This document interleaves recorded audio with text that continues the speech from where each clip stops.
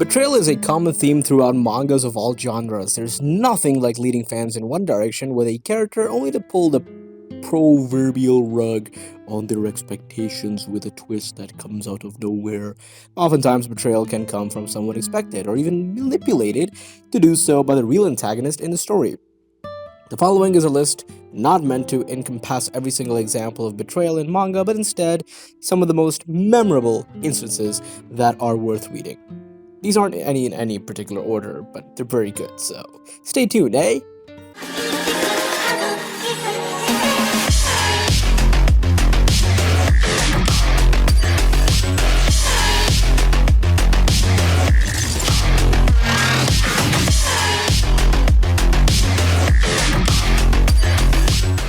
Number 10. Godslayer. Despite having once lost his parents and half his limbs in a car accident, Bi Ming still remains very good. Yeah, they're just very good, honestly. He is still good, and he retains a desire to live a life to his fullest. After defending his childhood friend from some thugs, he ends up in the hospital once again. But when he wakes up, he suddenly finds a hot tempered dog demon sitting beside him. His name is Shao Tan, and due to some unusual circumstances, his spirit has melded together with Bi Ming's. Chained to this new unfamiliar presence, the two now have to work together in order to understand how and why this has happened. I recommend this 100%, yo. Number 9. Hero has returned. This manga got a lot of potential. After saving one world, warrior Minsu Kim returns to the earth only to find that he's lost everything. So he decides to destroy the world he used to call home.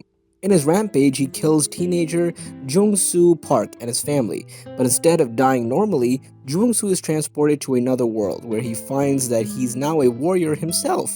After killing the demon king of his alternate world and honing his skills as a warrior, Jung-soo returns to Earth, hell-bent on revenge against Minsu.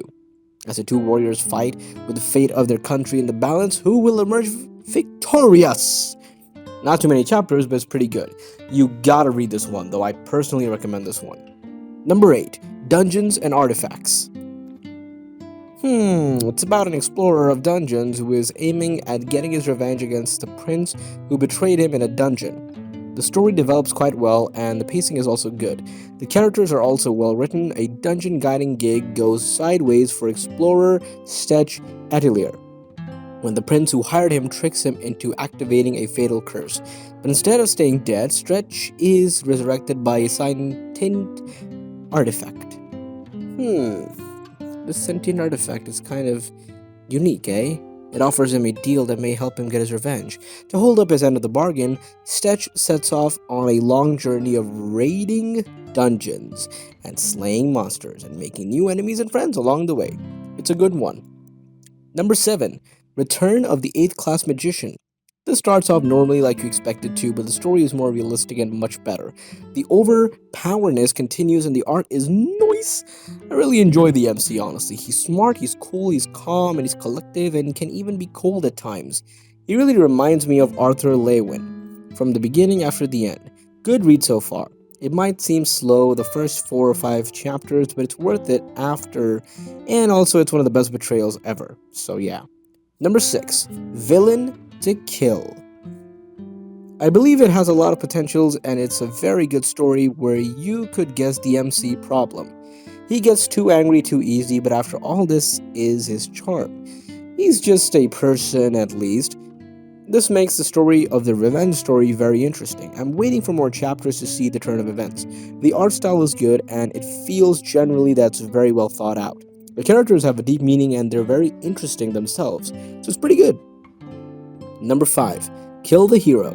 One of the great betrayal mangas. After he's killed by the righteous leader of his own guild, Woojin gets a chance to start over. This time he's not interested in saving, the world or whatever from monsters. He's got his sights set on revenge. His high-level kills quickly garner him notoriety among the game plebs, about boosting his stats as he masterminds his way closer to the top. But there's something no one can figure out. Whose side he's playing for. Now that he knows how to play to win, Woojin will stop at nothing to destroy the hero. Enjoy the basis of the story, which is extremely similar to solo leveling. And the art style is obviously very good. It's just too good, man. Number 4, Return of the Legendary Spear Knight. This manga surprised me. This is actually a very good reincarnation X-Revenge manga, and the MC is noble. A highly satisfying read, the MC has both a lot of power and knowledge, as well as a good head and a smart mouth. Quite ruthless, and knows how to work the system to his advantage, and doesn't shy away from making his opinion known, even to the highest nobles. He has no qualms punching even the most entitled noble brats, and is permanently in badass mode. The art is amazing. This is really something great. It's great art, and it's just generally just amazing, man. And while the plot is classic, it is still entertaining. Number 3, The Lord of Coins. It is pretty good, and the MC is smart and strong, and the plot is both classic and original. You will not get bored even though it is fairly slow. Read it. Aaron Steelguard's fortune was basically set as he discovered a book that allowed him to trade across dimensions until his enemies take both his life and his riches away. But Aaron is brought back as his younger self, armed with his past knowledge and a chance at revenge. Now, free to amass coins, he's gaining powerful abilities and moving up the ranks of the interdimensional trading markets. Will Aaron gain enough coins to survive this journey of vengeance and reclaim his honor? I really enjoyed this, honestly. I really like it. And the art is also decent. It's not the best, but it's pretty decent. It's got that medieval thingy going on. It's really interesting, to be honest. Number 2, Nano Machine. This manga is a good product. It's new, so it's very good. Here, the story starts with a weak, pathetic, illegitimate prince of the Lord who is trying to save himself from being assassinated by other princes. Then he gets the cheat of nanomachines from his descendants who travel back in time. With this nano, he is able to scan, record any textbook movements, and many more. It also helps him to heal. It's just a overpowered technology. Then he makes his way to the demonic academy where his journey to become strong with Nano begins. The art is amazing, and the characters, amazing. And they're also very well written, of course. I recommend it highly. Number 1, Rooftop Swordmaster. Do you enjoy revenge manga? Well, in that case, this is the manga to begin your newest obsession. If you didn't read this one, you're missing out on one of the best hidden gems out there. This is a revenge sort of manga with the OP badass MC. Don't let the first few chapters fool you though. The manga is just insane, and the MC is purely revenge driven and a villain who kills everyone who opposes him. However, he seems to be sorry that he's a nuance for bystanders like the bus driver.